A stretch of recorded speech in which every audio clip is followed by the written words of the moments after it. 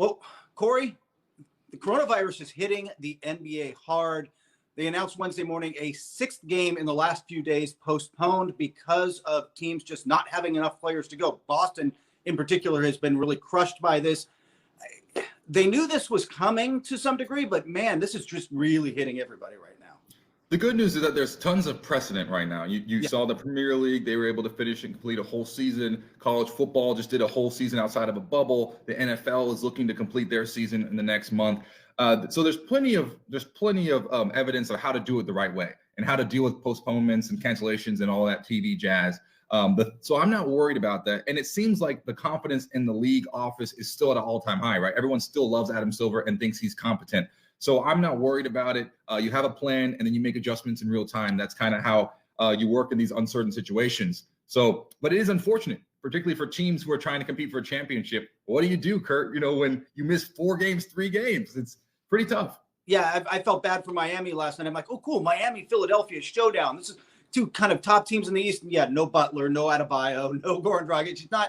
It still went to overtime, but it's just not the same. And you're right. I mean, I think Damian Lillard hit the nail on the head the other day. He goes, man, this isn't fun. Like, I don't get to see my family. I'm not going to movies. I'm not going out to dinner. And then he basically said, I love my paycheck, right? Like, at the end of the day, this is what they're going to have to do to get through the season, and they know it. So they're just going to live with it. And it's going to be inconvenient. And now no visitors in the hotel rooms. They're essentially trying to create a bubble outside the bubble, right? Like, don't go anywhere when you're home. Don't leave your hotel room. And maybe we can get through this in a couple of weeks and get back to lesser restrictions. But at the end of the day, you're right. They're just going to have to fight through this. Yeah, there's 2 things to look out for. One is mental health. Once again, we saw in the bubble environment, 100 days in a bubble.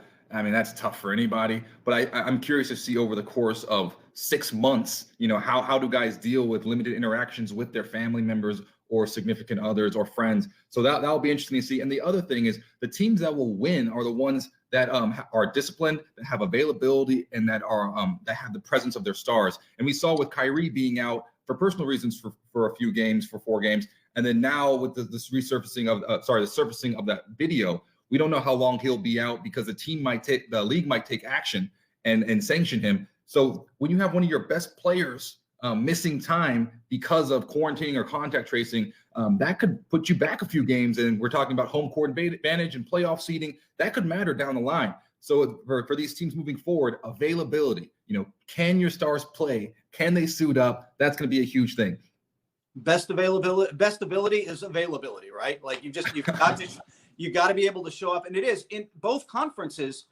It's going to be tight for seeding. Who gets 3, 4, 5, 6, 7 in both conferences is going to be a handful of games. And this absolutely could impact that and then have a real playoff impact because of it.